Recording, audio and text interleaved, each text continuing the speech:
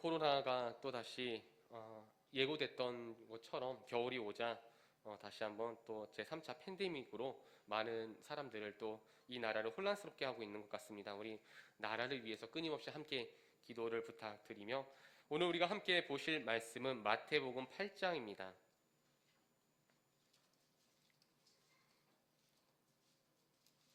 마태복음 8장 28절에서 34절입니다. 우리 함께 기립하셔서 혹시 제가 말씀을 안 드려도 여러분들 하느님 말씀 읽을 때 함께 일어나십시다.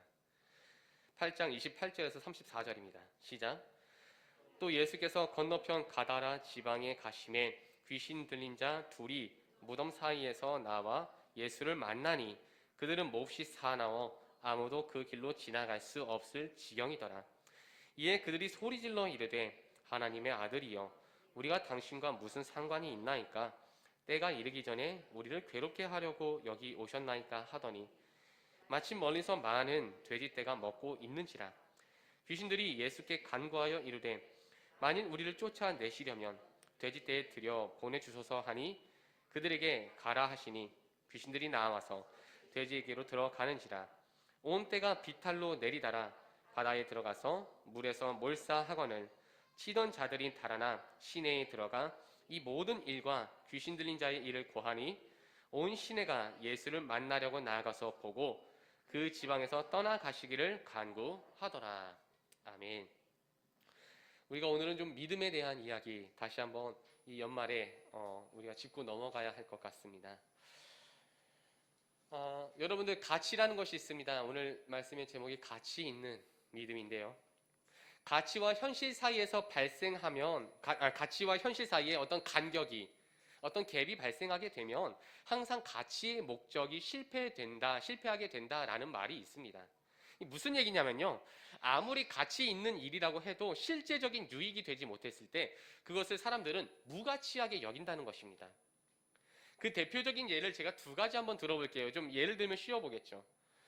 먼저 세계에서 가장 긴 만리장성입니다. 여러분들 만리장성 아시죠? 이 만리장성 우리가 들어서 잘 아는데 저는 가본 적 없는데 아마 우리 아내는 갔다 왔다고 하는 것 같아요. 한번 가보고 싶어요. 정말 얼마나 높고 얼마나 웅장한지. 근데 여러분들 이 만리장성의 길이가 얼마나 될까요? 우리가 만리라고 했을 때 얼마인 것 같으세요, 여러분들? 우리나라랑 지금 북한하고 영토를 전부 합쳐보면 남과 북이 합치면 영토가 1000km라고 합니다. 제법 긴 길이죠. 1000km. 대략 1000km인데 이 만리장성이요. 그렇게 합친 우리나라 영토보다 20배가 길대요. 그러니까 2만 킬로미터라고 추측되어집니다. 그러니까 계속해서 이 길이가 갱신되고 있는데요. 중국 사람들이 몰래 더 짓고 있다는 얘기도 있어요. 그래서 계속 잴 때마다 이상하게 길이가 길어진다. 만리장성이. 그래서 어쨌든 최근까지 추측해 봤을 때 2만 1000km 정도. 2만 1000km 정도로. 그래서 뭐 예전에는 달나라에서도 보인다라고 이야기했었는데 달에서 보이는 게 아니라 그 나사가 이제 인공위성을 쏘았는데 그 인공위성에서 포착이 되었다고 하죠. 실제로 그 길이가. 저게 무슨 선이냐라고 봤는데 그게 만리장성이었다고 합니다. 여러분들 고대 중국인들은요. 이 만리장성을 왜 쌓았을까요? 고대 중국인들이. 진시황 때도 막 쌓고 그러잖아요. 이거를. 왜 그랬냐면요. 오랑캐들로부터 이 나라가 북쪽에서 침입해 놓은 오랑캐들로부터 이 나라가 안전하길 바라는 마음으로 성벽을 쌓기 시작합니다. 이 성벽의 평균 높이가 8에서 9m라고 합니다, 여러분들. 그리고 그 두께가 5m 이상 되며 인간이 절대로 뚫지 못하도록 설계한 방어벽이라고 합니다. 실제로 여러분들 한번 보세요. 이게 뚫릴까? 사람이 저렇게 개미만큼 보일 정도면 이 성벽이 어마어마하게 크다는 거 아니겠습니까? 그런데 여러분들 놀랍게도 만리장성이 세워진 이후 100년 동안 중국은 3번의 오랑캐에게 침공을 받게 됩니다.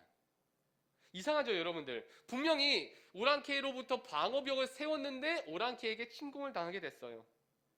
기어오를 수도 없고 무너뜨릴 수도 없고 우회하며 돌아가기에도 너무 거리가 먼 이 무결점에 가까운 만리장성이 어떻게 해서 오랑캐의 침입을 받게 되었을까요? 그 유목민들이 똑같은 유목민들이었다고 합니다. 똑같은 유목민들이 침입했는데요. 그들은 단 한 번도 성벽에 기어 오른 적도 없고 우회하려고 한 적도 없고 무너뜨리려고 한 적도 없다고 합니다. 단지 그 성문을 지키고 있었던 문지기들에게 소정의 뇌물을 줬다고 합니다. 이해가 되세요, 여러분들? 만리장성 쌓은 게 헛수고예요? 아니면 잘한 거예요? 헛수고인 거예요. 그냥 그 문을 지키고 있는 문지기들한테 뇌물 줬더니 유목민들이 다 들어간 거예요, 거기로. 그래서 중국 본토까지 쳐들어가서 중국에게 계속해서 막대한 피해를 입혔다라는 고증이 있습니다. 바로 이런 거예요, 여러분들. 그러다 보니까 지금의 중국에 있는 이 만리장성은 정말로 성벽으로서의 만리장성이 아니라 이게 관광지에 불과합니다. 가치와 현실 사이에 간격이 발생한 거죠. 그래서 이것이 성벽으로서는 무가치하니 성벽으로서는 가치가 없으니 어떻게 하자? 그냥 관광지로 돈이나 벌자. 이거 아니겠습니까? 이것이 바로 첫 번째 예고요. 두 번째 예는 우리가 가지고 있는 믿음입니다. 믿음. 여러분들 믿음이 뭐예요 도대체? 우리가 가지고 있다라고 말하는 그 믿음도 만리장성과 같지는 않습니까? 그냥 가치와 현실 사이에서 어마어마한 간격이 있음에도 나는 믿음이 있다라고 말하고 있지는 않습니까? 만리장성을 쌓았을 때 그 중국인들의 마음은 어땠을까요? 아, 과연 누가 쳐들어오랴? 자부심을 가졌겠죠. 근데 아주 쉽게 30년에 한 번씩 뚫린 거예요. 아마 그 모든 믿음이 무너져 버렸을 겁니다. 우리도 그런 것 같습니다. 서로가 서로의 믿음을 칭찬하고 평가하기도 합니다. 와, 이 사람 믿음 좋네. 와, 저분 기도 열심히 하니까 하나님이 응답도 많이 해주시네 라고 하면서요. 그런데 우리의 믿음은 신앙 공동체와 교회를 통해서 그 믿음이 확증되는 게 아니라 현실을 통해서 그 가치가 인정되어야 하는 것입니다. 여기서 아무리 설교를 잘하고 여기서 아무리 찬양을 잘하고 여기서 아무리 봉사를 잘한다고 한들 현실 사이에서 있는 간격을 메꾸지 않는다면 이게 종교인에 불과하지 않겠습니까? 그저 우리끼리 모여서 좋은 얘기나 하고 그냥 우리끼리 모여서 좋은 사람인 것처럼 코스프레 할 뿐 더 이상 그 이상도 그 이하도 없는 그런 종교성밖에는 나타낼 수가 없는 것입니다. 이제 내년이면 제 후배가 되어지는 우리 교회 한 형제에게 제가 이런 말을 한 적이 있어요. 운동을 하면 몸이 건강해진다라고 했어요. 믿으십니까? 근데 운동을 하면 건강해져요. 다 아시죠? 다 아는데 그 알고 있는 정보가 여러분을 건강하게 만들 수 없다는 거예요. 내가 푸시업을 하고 내가 스쿼트를 하고 내가 조깅을 하면은 몸이 건강해져 라는 사실 그 자체가 나를 건강하게 만들지 못한다고요. 실제로 내가 그렇게 해야 건강해진다고요. 일전에 우리 이런 속담이 있습니다. 아는 것이 힘이다. 근데 여러분들 아는 것이 힘이 될 수는 있지만 아는 것이 믿음이 될 수는 없습니다. 지금 우리가 알고 있다 또는 믿고 있다는 말하는 그 예수님 정말 우리가 얼마나 알고 있어요? 실제로? 정말 예수님 압니까? 정말 예수님을 믿어요 우리가? 우리가 오늘 그것을 아주 현실적으로 보자고요. 그래 놓고서 우리가 예수님 다시 한번 바라보게 되면 우리가 정말 무슨 일이 일어나도 일어나지 않겠습니까?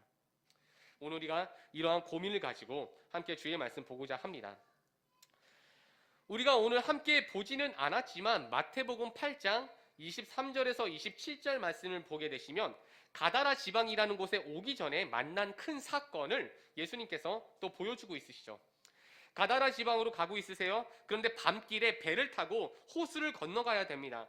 갈릴리 호수를 건너가고 있는데 폭풍을 만나게 됩니다. 그런데 이때 예수님께서는 피곤하셨는지 잠이 들어요. 잠들어 있는 상태에서 제자들은 열심히 노를 저어가며 그 파도와 폭풍을 상대해야 했습니다. 그런데 그들이 아무리 애써도 더 이상 항해하기가 어렵게 되자 예수님을 그때 깨우기 시작합니다. 주님, 우리가 죽기 직전입니다. 빨리 일어나세요. 그때 예수님께서 우리에게 뭐라고 말씀하셨죠? 제자들에게 뭘 그리 무서워하냐? 이 믿음이 적은 자들아 라고 말씀하십니다. 뭐 단어의 차이이기도 하겠다만 믿음이 작은 자가 아니라요. 믿음이 적은 자예요. 여러분들께서 요거 딱 유념하시고 이제 예수님의 말씀을 보게 되면요. 믿음이 적은 자라고 늘 표현하십니다. 그러니까 이게 믿음이라는 것이 뭔가 이렇게 채워져야 하는 용량이 있는 듯 보여져요. 자, 그리고 예수님께서 일어나셨죠. 주무시다가 일어나서서 그 바람과 바다를 어떻게 했다고 말씀하시냐면은 마태복음 8장 26절에 이렇게 써 있어요. 곧 일어나사 바람과 바다를 꾸짖으시니 혼냈대요. 바람과 바다를 혼내고 나서 그 바람과 바다가 아주 잔잔하게 되었다라고 말씀합니다. 생각해 보세요, 여러분들. 이 이야기가요, 그냥 이 순서에 배열된 게 아니에요. 이 이야기가 끝나고 나서 오늘 우리가 읽게 되는 본문으로 우리가 이야기를 연계해서 보게 되는 것입니다. 이 말씀을. 어떤 의도가 있겠죠. 반드시 가다라 지방에 대한 본문을 말하기 전에 이 밤바다 이야기를 해야 했다라는 것을 우리가 염두하고 오늘의 본문 이야기로 들어가도록 하겠습니다. 우리 예수님께서 가다라 지방에 도착하셨습니다. 근데 그 가다라 지방이라는 곳에 도착하셨더니 누구를 만나냐면은 귀신 들린 사람 둘을 만났다고 마태가 기록하고 있습니다. 표제어 밑에 여러분들 성경 보시면 마가복음과 누가복음이라는 유사 본문이 써 있어요. 특별히 마가복음 5장 1절에서 20절을 보시면 이 마태복음 8장 이야기가 동일하게 적혀 있습니다. 그것을 유사 본문이라고 표현합니다. 그런데 이 유사 본문의 마가복음 5장을 보게 되시면 마가라는 사람은 그 귀신 들린 사람이 한 명이었다고 이야기해요. 그런데 지금 마태는 몇 명이라고 얘기해요? 2명이래요. 이게 무슨 일이지? 성경이 틀렸다 라고 말할 수 있겠네요. 또 하나 있어요. 마가복음을 보시면은 이 지방의 이름이 거라사라고 되어 있어요. 우리가 소위 잘 알고 있는 그 지방 이름이잖아요. 거라사. 그런데 마태는 뭐라고 써 있어요? 가다라라고 써 있어요. 뭔가 지방도 틀려 보여요. 먼저 이에 대한 오해를 우리가 잡아볼게요. 우리가 이렇게 이야기합니다. 나 서울 살아. 누가 물어봐요. 당신 어디 살아요? 나 서울 살아 라고 얘기해요. 또 어떤 사람은 이렇게 얘기해요. 나 잠실 살아 라고 얘기해요. 둘 다 비슷한 표현입니까, 여러분들? 크게 본 것과 작게 본 거예요. 이 가다라라는 지방에 이제 거라사가 있는 거죠. 그래서 그 거라사 안에서 또 이제 마태가 이야기한 게 맞냐, 마가가 이야기한 게 맞냐라는 추측이 또 이루어지는 거예요. 과연 이 귀신 들린 사람이 한 명이냐, 2명이냐? 제가 봤을 때는 한 명에 가까운 것 같습니다. 누가복음에서도 이 이야기가 있는데 한 명이 맞아요. 그럼 마태는 왜 둘이라고 말했을까? 잘못 베꼈었나? 사실 여러분들 성경이라는 게 어떻게 쓰여지게 되냐면요. 이 4복음서가 있어요. 마태복음, 마가복음, 누가복음, 요한복음이 있는데 이 중에 마가복음이 가장 먼저 쓰여집니다. 베드로의 제자 마가가 성경을 쓰게 됩니다. 복음서를. 그리고 나서 그 복음서를 인용해서 마태가 쓰기 시작합니다. 나도 써야겠다 해서 마가복음을 보고 베끼면서 본인에게 주셨던 하나님의 영감대로 또 쓰게 됩니다. 제가 드리고 싶은 말씀은 분명히 마태가 마가복음을 보고 이렇게 인용한 게 있는데 굳이 하나를 둘이라고 표현했다면 그것은 착오가 아니라 의도가 있다는 거죠. 저는 어린 시절 이제 시골 교회에서 살아왔기 때문에 이제 시골에서 있었고 시골 교회에 있었기 때문에 미친 사람을 많이 봤습니다. 소위 말하는 귀신 들린 사람들이었습니다. 이제 저희 소실적에는 이 귀신 들린 사람 보는 게 뭐 어렵지 않았어요. 지금이야 뭐 이게 뭐 뇌심리학이 뇌 연구와 심리학이 많이 발달하다 보니까 그냥 정신병자로 취급하는데 분명 귀신 역사가 있습니다. 그런데 이 귀신 들린 사람들이 교회에 있어요. 교회에 있으면은 지금처럼 이렇게 유아실이 있어요. 이렇게 유리창 통유리로 해갖고 거기에 저는 이제 어린아이니까 거기에 있고 거기에 같이 귀신 들린 형님도 있었어요. 그래서 같이 노는 거예요. 거기서 같이 그 형하고 놀아요. 형이라고 표현해봤자 저는 완전히 뭐 유치원생이고 그분은 뭐 청년 되어지는. 그럼 뭐 그렇게 같이 막 놀고 예배드리고 이제 밥 먹고 이게 이제 그 유아실에서 또 밥을 먹어요. 근데 이 형이 그렇게 이렇게 착하게 말도 잘 들어주고 막 이렇게 같이 재밌게 놀아주고 이러다가도 갑자기 이게 접신을 하게 되면요 완전히 미쳐버려요. 그냥 밥 먹다가 밥을 잘 먹다가 갑자기 꿈틀꿈틀 왜 그 진짜 좀비 영화처럼 막 몸이 꿈틀꿈틀 꿀렁꿀렁하면서 거품이 막 일어나기 시작해요. 거품이 일어나면서 막 밥상을 다 엎어버리고 막 소리를 질러대고 막 아비규환이죠 말 그대로. 그러면 이제 남성도님들 와갖고 막 팔다리를 붙잡고 목사님 오셔서 막 기도하고 난리가 아니에요. 그런데 제가 봤던 그 광경은요 한 3-4사람이 남성 3-4사람이 붙잡는데도 이리저리 나가 떨어져요. 이리저리. 근데 이게 귀신 역사예요. 여기서도 그러한 귀신 역사가 있지 않습니까? 그러니까 너무 산압돼요. 또 누가복음을 보시고 마가복음을 보시잖아요. 이 귀신 들린 사람 힘이 얼마나 센지 쇠사슬로 묶어놨는데도 이걸 끊어버린대요. 이 사람을 왜 쇠사슬로 묶었겠어요, 여러분들? 본인 동네에 피해를 끼치니까 쇠사슬로 묶어버린 거예요. 그런데 그걸 끊어버리니 얼마나 이게 힘이 강합니까? 그런데 마태가 이 사람은 한 사람이 아니다 둘이다라고 표현하게 됩니다. 제가 방금 말씀드렸던 그 제 경험상 그 형님 이야기처럼 여러분들 혹시 그 뮤지컬 지킬 박사와 하이드라는 거 아십니까? 분명히 한 사람이에요. 한 사람인데 두 인격체를 가지고 있죠. 지킬 박사는 굉장히 지성적이고 온유하고 차분합니다. 근데 하이드라는 이 사람은요, 굉장히 광폭하고 헐크 같은 사람이에요. 아주 다른 인격체인데 한 사람 안에 있어요. 다중인격이라고도 부를 수 있고요. 여러분들 우리가 지금은 이 이야기를 사이코패스 또는 소시오패스라고도 부르죠. 분명히 동네에서 그냥 아주 모범적인 사람이었다, 준수한 사람이었다 라고 말했던 그 사람이 혼자서 벌이는 그 사건들을 보면은 정말로 경악을 금치 못하는 사건들이 벌어지곤 합니다. 귀신 역사가 이렇다고요, 여러분들. 마태는 지금 그 이야기를 하고 있어요. 분명히 한 사람 같은데 둘 같다. 둘 같다. 그런 다중인격, 이중인격, 이 귀신 들린 사람들이 이렇다고요, 여러분들. 바로 이 이야기를 하고 있는 것입니다.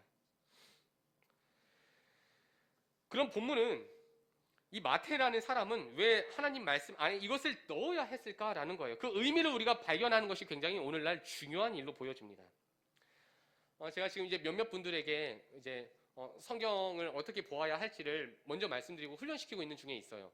근데 빠짐없이 하는 이야기가 있는데 사실 우리가 이런 표현할 수 있을 것 같아요. 1000년 전 이야기고 2000년 전 이야기고 4000년, 6000년이나 더 된 이야기를 우리가 뭐하러 알아야 되냐 이 이야기를 하실 수 있어요. 그렇죠, 여러분들. 지금 이 이야기도 2000년 전 이야기인데 우리가 뭐하러 알아야 되냐라는 거죠. 여러분들 역사 공부를 왜 합니까? 지금 우리 학생들이 그렇게 따지면은 500년 전 조선 시대를 왜 공부하고 삼국 시대를 왜 공부하는 거예요, 여러분들? 그 왜 그러는 거예요? 첫 번째 정체성이에요, 여러분들. 우리나라가 어떠한지. 두 번째는요, 역사의 나쁜 반복을 하지 말자라는 의미예요. 왜냐하면 사람이 거기서 거기란 뜻이에요. 5000년 전에 배고팠던 사람은요, 지금도 배고픈 사람들이 있는 것처럼 2000년 전에 욕심으로 막 들끓었던 인류가 지금까지 이어지고 있는 것처럼 그렇기 때문에 똑같은 고질적인 문제들이 수천 년과 수백 년 사이의 그 간격에서 계속 발생하게 됩니다. 그래서 하나님의 말씀은요, 그 시간이 10,000년이 됐든 4000년이 됐든 500년이 됐든 간에 하나님의 말씀 안에 있는 메시지를 발견하게 되면 그 시간적인 간격과 여백들이 채워져요. 그리고 그 안에서 우리가 현대의 메시지로 함께 바라보면서 하나님 말씀의 은혜를 누릴 수 있게 되어지는 것입니다. 잠시 마태복음의 상황을 말씀드릴게요.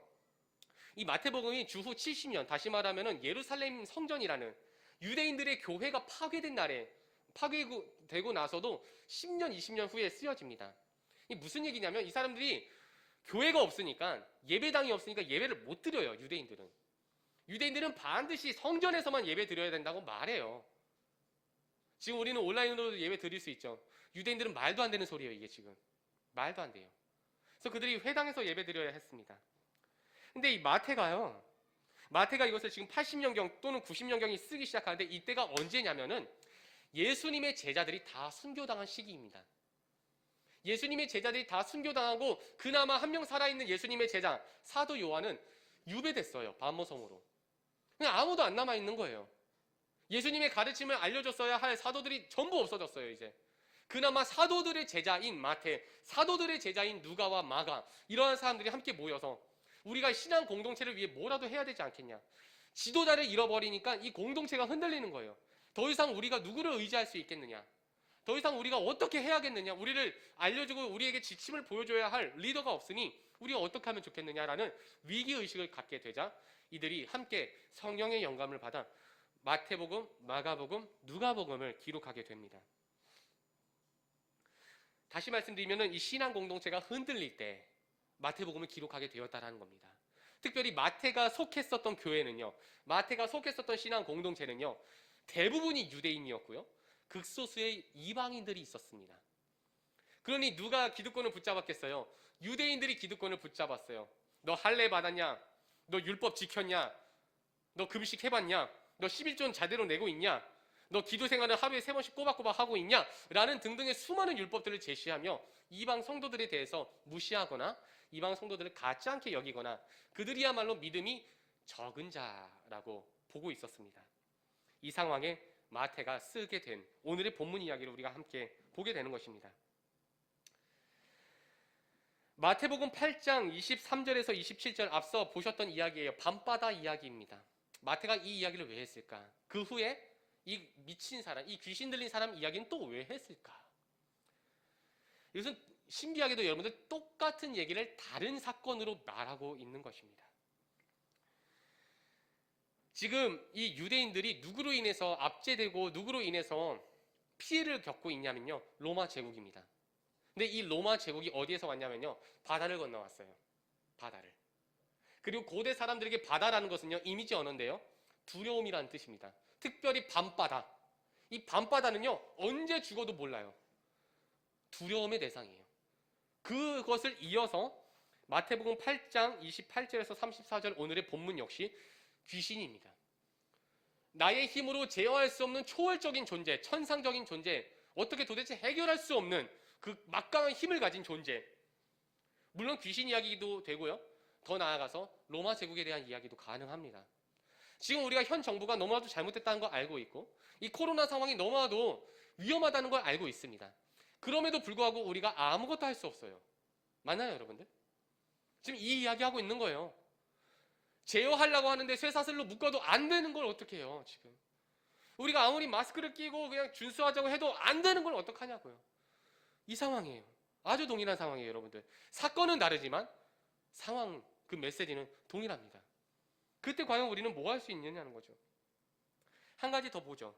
이 광인이 어디에서 살았냐면요. 28절에 보니까 무덤 사이에서 살았었다라고 말합니다. 이것도 역시 이미지 언어겠죠. 실제적인 언어이기도 하지만 이미지로 보았을 때 그 무덤이 의미하는 메시지가 무엇일까요? 죽음입니다. 죽음이에요.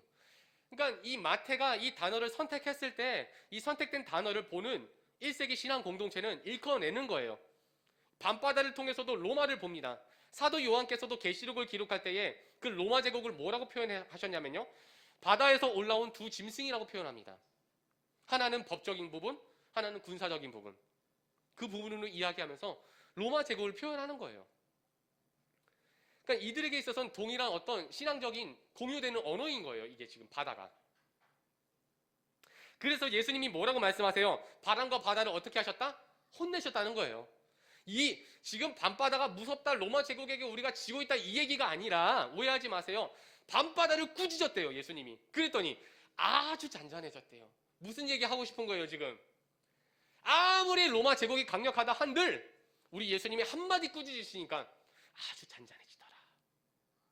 광인 이야기 마찬가지예요. 쇠사슬로 묶고 매일같이 어떻게 우리가 막아내려고 하도 막을 수 없었던 이 사람이 예수님이 아무 얘기도 안 했는데도 와갖고 싹싹 빌더라. 이게 무슨 얘기냐고요. 우리를 두렵게 만들고 우리를 무섭게 만들고 또 우리에게 가장 극심한 피해를 주는 이 문제와 사건이 주님 말씀 한마디에 잔잔해질 수밖에 없다는 그 주님이 바로 위대하신 하나님의 아들 예수 그리스도가 아니겠느냐라는 믿음의 메시지인 줄로 믿습니다. 사랑하는 성도님들, 여러분들을 두렵게 하는 것이 무엇입니까? 라는 질문이 여기서 있을 수 있어요. 여러분들을 두렵게 하는 것. 지금 이들은요, 로마 제국이 두려운 거잖아요. 로마 제국이 두려워서 지금 마태도 로마라고 쓰고 싶은데 로마라고 못 써요. 그렇게 썼다가는 이 책이 다 찢어져 버려요.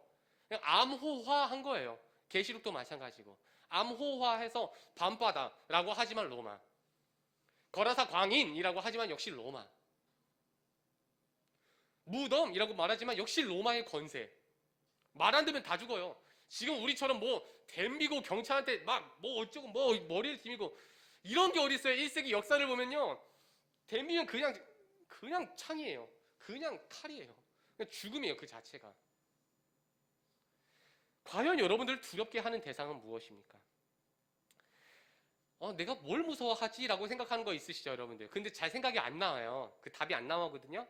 근데 어떻게 하면 여러분들이 그것을 알 수 있냐면요. 여러분께서 가장 가치 있게 여기는 것. 그것을 여러분들은 두려워할 수밖에 없습니다. 가치 있게 여긴다는 것은 내가 그것을 놓쳤을 때 큰 두려움을 느낀다는 거예요. 자녀일 수 있겠죠, 여러분들. 여러분들의 생명일 수 있겠죠. 가장 큰 가치이며 가장 큰 두려움의 이유. 우리 청년들에게 무엇일까요, 여러분들? 장래, 취업, 또는 여러 가지 자신의 어떤 비전과 꿈들, 그런 것들을 놓치면 난 죽어라고 표현하는 것이 있다면, 그 가치를 소중하게 여기는 무언가가 있다면 그게 가장 두려운 존재입니다. 만약에 여러분들께서 여호와 하나님을 가장 가치 있게 여기신다면 여러분들께서는 여호와 하나님을 두려워하게 될 것입니다. 경외하게 될 것입니다. 반대로 혹시 여러분들께서 돈을, 경제를 가장 가치 있게 여긴다면 여러분들께서는 그것을 가장 두려워할 것입니다. 여러분들께서 건강을 가장 가치 있게 여기신다면 역시 그 건강을 가장 두려워하겠죠.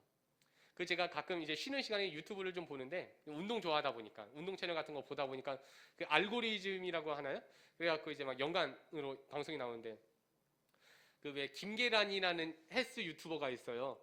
막 김계란 유튜버, 그리고 막 헬스 잘하는 뭐 김종국 가수, 김종국, 박준현 이런 사람들이 나와갖고 우리 헬스인들은 통장 잔고 나가는 것보다 근육, 프로틴 빠지는 게 더 두렵대요.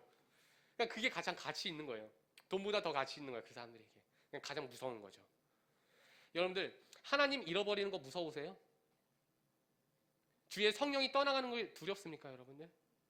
만약에 예스라고 한다면 우리가 그 하나님을 가장 가치 있게 여기는 거예요. 다윗이 뭐라고 이야기합니까? 시편 51편에서 주의 성령을 내게 거두지 마소서. 이게 언제 나온 고백인지 아십니까? 나단이라는 선지자가 이렇게 다윗 왕에게 말합니다. 왕이시여, 당신이 하나님께 범죄했으니 당신 반드시 벌받으리이다. 왕좌에서 물러날 수도 있는 거예요. 본인이 누리고 있던 부와 권세, 존귀 모든 걸 다 놓칠 수밖에 없는 상황에 다윗은 제발 내 왕좌만큼은, 나의 부와 나의 권세만큼은 지켜주세요 라고 하지 않고 주의 성령을 내게서 거두지 마시옵소서 라고 고백하는 것. 거기서 그가 어떤 것을 가치 있게 여기고 무엇을 두려워하는지가 보인 거잖아요, 여러분들. 우리 어떠냐고요, 지금. 마태 공동체, 다시 말하면 이 유대인들이 가장 두려워했던 건 무엇일까요?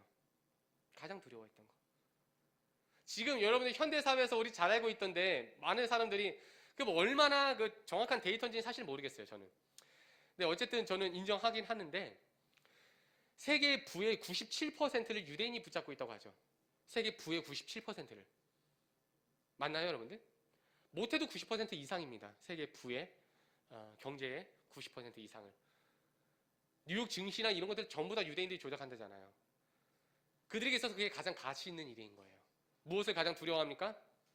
그들은 경제를 두려워합니다.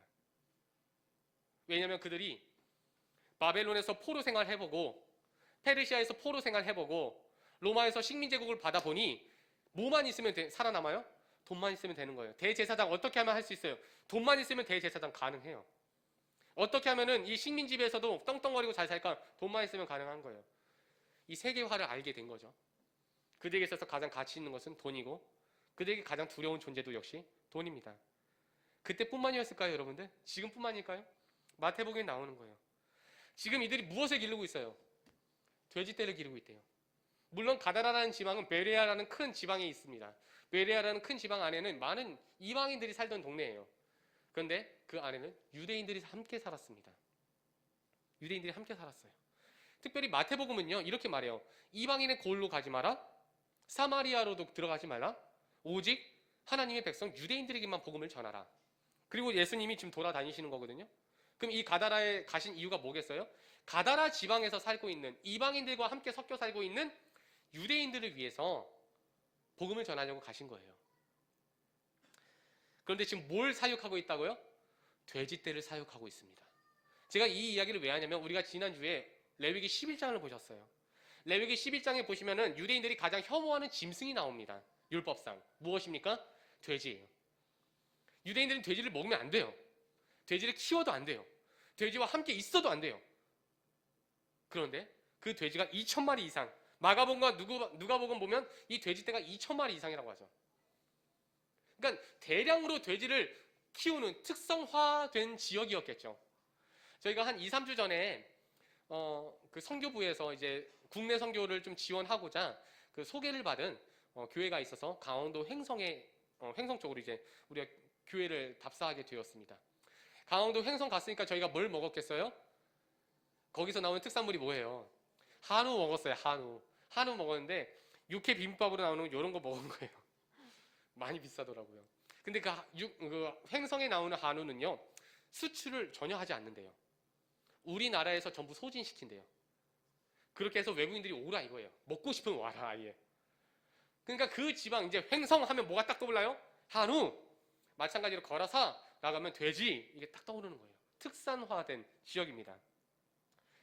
당시 로마는 군사 제국이었기 때문에 이 군병들, 이 군인들에게 식량을 공급해야 됐고, 그 고기랑 그런 것들을 공급해야 됐기 때문에 어떤 특성화된 지역에서 그 어떤 식량을 대량으로 생산해야 했습니다. 그게 가다라예요. 그러니까 이 가다라 지방에서 돼지만 키우면 먹고 사는데 지장이 없는 거죠. 여러분들 다가오십니까? 이 유대인들이요, 그러면 안 되는 거 알아요. 그러면 안 되는 거 알아요. 돼지를 키우면 안 되는 거 알고, 돼지를 먹어도 안 되는 거 알고, 돼지와 함께 하면 안 되는 거 알아요. 율법이 그렇게 하지 말라니까. 그런데 그들은 하고 있죠. 뭐가 가장 두려운 겁니까? 로마가 두려운 게 아니라 사는 게 두려운 거예요. 어떻게 살아야 되나, 이게 두려운 거예요 지금. 그런데 굉장히 안정된 삶을 발견했어요. 로마 제국은 돼지고기를 먹여야 돼요. 그럼 이 일만 하면, 이 비즈니스만 잡으면, 그 적당히 타협하는 거죠.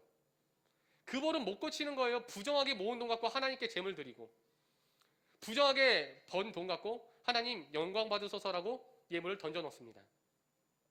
그 일을 보이고 있어요 지금. 마태가 지금 이 일을 말하고 있는 거예요. 그런데 문제가 생깁니다. 우리 30절에서 32절을 대독합니다.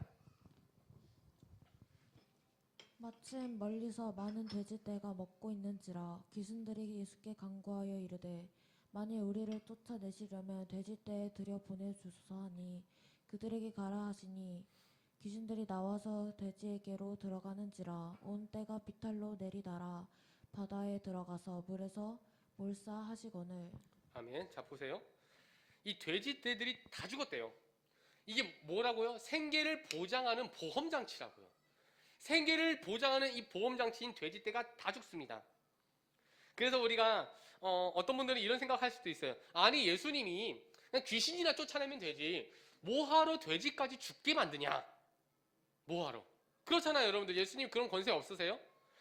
귀신이 아무리 싹싹 빌어서 아유 주여 우리가 돼지에게로만이라도 가게 해주세요 한다고 해도 귀신들 요청을 뭐하러 들어주시냐고요. 그래 가라 뭐하러 그렇게 말씀하셔서 돼지 2,000마리가 죽게 만드시냐고요. 우리 33절에서 34절 한번 봅니다. 시작. 치던 자들이 달아나 시내에 들어가 이 모든 일과 귀신 들린 자의 일을 고하니 온 시내가 예수를 만나려고 나가서 보고 그 지방에서 떠나시기를 간구하더라. 아멘. 자, 이 사람들이 예수님 나가시래요. 이 지방에서 떠나가시래요. 왜 그런 거예요? 돼지떼가 죽었거든요. 돼지떼가. 이게 지금 무슨 메시지인 것 같으세요, 여러분들? 지금 예수님께서 어떻게 적나라하게 이 사람들의 믿음 상태를 보여주셨냐면요. 사람이냐 돼지냐예요, 지금. 2,000마리 돼지는 아까워하잖아요, 지금. 그런데 이 한 사람이 살아난 거에 대해서는요. 이 한 사람이 회복돼 갖고 귀신으로부터 노인받고 구원받았는데 그 모든 인생의 문제로부터 해결되었는데 그것을 기뻐하기는커녕 손실에 대한 이야기만 하고 있잖아요. 한 사람 구원하는 이야기는 하지 않아요. 이게 경제적인 피해가 얼만데 이걸. 미쳤어. 질문을 바꿔보죠, 여러분들. 한우 2,000마리랑 여러분의 목숨 중에 어떤 것이 중요합니까? 당연히 내 목숨 아니에요? 당연히 사람 목숨 아닙니까? 한우가 2,000마리가 아니라 10,000마리라고 할지언정 사람 목숨이 중요하지 않습니까? 이 거라사 광인 그대로 놔뒀으면 분명히 죽어요. 분명히 죽는다고요. 무덤 사이에서 살면서 자기 몸을 상해하며 살았던 사람이에요. 막 그냥. 그런데 이 사람이 회복되고 예수님을 만나서 정상적인 사람으로 되었는데 그것이야말로 큰 기적이고 혜택인데 그 동네가 더 이상 밤에 불안해할 필요가 없는데 그냥 눈앞에 경제적 손실로 인해 예수님 떠나가세요 라고 하고 있습니다. 주의 말씀께서 마치 마태 공동체, 1세기 공동체와 우리 열방의 교회에게도 동일한 메시지를 전하는 것 같습니다. 하나님이 요구하시는 것은 인간과 세상의 회복입니다. 그런데 당신들은 욕심과 성공, 바다와 같은 이 세상을 두려워하는 믿음이 작은 자들 뿐입니다. 어찌하여 그것들을 무서워하십니까? 라는 메시지가 이 안에 담겨 있는 듯 합니다. 한번 우리 따라해 볼게요. 환경이 이끄는 대로 끌려다니는 그 삶이 가장 불행한 삶이다. 저희 어머니 아버지 세대가 가장 회의하는 부분이 있어요. 그게 뭔지 아세요? 환경이 끌려다니며 살았다는 거예요. 어쩔 수 없이 내가 이렇게 살았다는 거예요. 가장 후회하고 내 자녀만큼은 그렇게 하지 말아라 라고 말하고 싶은 그 부분이 바로 그거래요. 나는 어쩔 수 없이 이랬지만 너는 그러지 마라. 여러분들 이거예요. 환경이 이끄는 대로 끌려다니면요 가장 비참해지고 불행해집니다. 그게 사람 인생이에요. 마태복음이 그 얘기하고 있는 거예요, 여러분들. 이끄니까 그냥 이끌리는 대로, 끌고 다니니까 끌려다니는 대로 살다 보니까 그게 안정될 줄 알았는데, 그게 내게 만족이 되고 보장이 될 줄 알았는데, 끊임없이 나는 공허해지고 끊임없이 나는 후회스럽고 끊임없이 나는 불행한 사람이다. 결론을 좀 맺겠습니다. 마태복음 8장 자체가 가지고 있는 메시지가 동일합니다. 파도같이 험한 상황, 귀신같이 강력한 권세와 문제가 우리를 공격한다 할지라도 예수 그리스도께서 우리를 지켜주시겠다는 것, 이걸 믿으라는 것입니다. 내일이면 아궁이 땔감으로 사그라질 들풀조차도 하나님께서 오늘까지 키우시지 않느냐. 하나님의 형상으로 지음받은 너희는 하나님이 그냥 두실 것 같으냐. 이 믿음이 적은 자들아. 예수님께서 믿음이 적은 자들아, 믿음이 적은 자들아, 믿음이 적은 자들아 라고 말씀하실 때 그들에게 동일한 사건이 발생합니다. 언제인지 아세요, 여러분들? 언제일까요? 언제 딱 예수님이 그거 보고 아이고 이 믿음이 적은 사람아 라고 탄식하시게 되냐면요, 따라해볼게요. 우선순위가 바뀌었을 때. 우리가 염려할 수 있어요. 사람이니까. 우리 개인마다 못하는 게 있고 결핍이 있고 불안한 요소가 있어요. 예수님 그거 다 아십니다. 그런데 문제는 뭐냐면 우선순위가 바뀐다는 거예요. 염려를 먼저 하고 그 염려에 대해서 내가 최선을 다해요. 제자들이 어떻게 해요? 파도가 치니까 어떻게 합니까? 최선을 다해 노력합니다. 먹고 사는데 힘들 것 같으니까 마태복음 6장에서 어떻게 해요? 사람들이 열심히 뭔가 하려고 해요. 자기 노력대로. 근데 그때 예수님이 말씀하시죠. 이 믿음이 적은 사람아, 하나님 그걸 모르시겠냐. 믿음은요 우선순위입니다. 내 결핍이 있다면, 나의 불안 요소가 있다면 먼저 기도하는 게 우선입니다. 염려를 할지언정, 우리가 불안해하고 혹시 조금 걱정할지언정 기도 먼저 하라는 거예요. 염려가 먼저 아니라 기도가 먼저라는 것입니다. 다시 한번 제가 서두에 했던 질문을 해볼게요. 여러분들 무엇이 그렇게 두렵고 무엇을 가치 있게 여기십니까? 제게 누군가가 그것을 물어본다면 저는 두말할 거 없을 것 같아요. 여러분들 무엇이 가장 가치 있냐라고 물어봤을 때 그게 굉장히 비현실적으로 여겨지시는 분들도 있을지 몰라요. 믿음이라는 게 굉장히 비현실적이라고 여긴다면 그 사람은 사실 믿음이 적은 사람이에요. 경험이 없는 거죠. 채워짐이 없는 거예요. 믿음에 대한 채워짐이. 여러분 그럼 믿음이 뭡니까? 믿음이 강하다는 건 뭐예요? 그냥 자기 신념이 강해지고 자기가 말을 많이 하고 자기 주장이 강해지면 그게 믿음인 줄 아는 사람들도 있어요. 그 믿음인 게 아니에요, 여러분들. 따라해볼게요. 믿음은 내가 약해지고 내 안에 주님이 강해지는 것, 그게 믿음 아닙니까?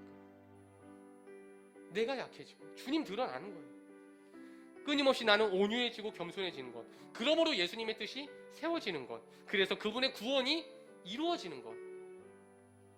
허셀포드 목사님께서 쓰신 참새와 물새라는 예화가 있습니다. 어느 날 물새와 참새가 전깃줄에 앉아갖고 이런 말을 했대요. 야 참새야, 저 아래 땅에서 허우적거리면서 분주하게 걸어다니는 인간들 모습 좀 봐. 너무 웃기지 않냐? 그러자 물새가 이렇게 대답했다고 하죠. 아, 저 인간들에게는 우리를 지으신 하나님이 안 계신가 봐. 무슨 얘기인지 아세요, 여러분들? 우리가 참새만한 믿음도 물새만한 믿음도 없다라는 것입니다. 여러분을 두렵게 만들고 우리로 하여금 분노케 하고 우리를 분열하게 하는 상황에 지배당하지 마십시오. 그것들이 여러분을 지배하고 끌고 다니게 놔두지 마시고 주님을 깨우시는 거예요. 주여 속히 일어나소서. 주님께 기도하는 겁니다. 주님 나를 이끌어 주옵소서. 오늘 보신 이 귀신 들렸던 사람, 정상으로 회복된 이 사람은요, 죽음의 골짜기 무덤에서 살았습니다. 그 사람이 예수님 때문에 구원받고 아마 이 노래를 했을 것 같아요. 내가 사망의 음침한 골짜기에 다닐지라도 해를 두려워하지 않을 것은 주께서 나와 함께 하심이라. 주의 지팡이와 막대기가 나를 보호하셨기 때문이다. 사랑하는 성도님들, 우리의 믿음을 흔들 수 있는 것은 이 세상 아무것도 없어요. 단지 우리의 믿음이 적을 뿐입니다. 우리의 믿음이 약할 뿐입니다. 이번 한 주간 나의 약한 믿음으로 인해 내 삶을 흔들었던 파도가, 내게 두렵게 보이고 거대해 보이던, 저 귀신같이 강해 보이던 문제가 주님 말씀으로 떠나가게 하시고 오직 나의 약함을 통해 주님 드러나는 강한 믿음으로 살아가길 바라며, 우리 함께 두 손 높이 들고 기도하실 때에 하나님 진짜 믿음을 주옵소서. 정말로 주님으로 공급받고 체험받고 주님이 우선되어지고 주님이 내 삶의 가치 되어져서 주님을 경외하는 한 사람의 예배자로 세워져서 우리 주님의 영광을 드높일 수 있는 교회 되게 하여 주옵소서. 우리 주님이랑 한 번에 주님 함께 기도하겠습니다.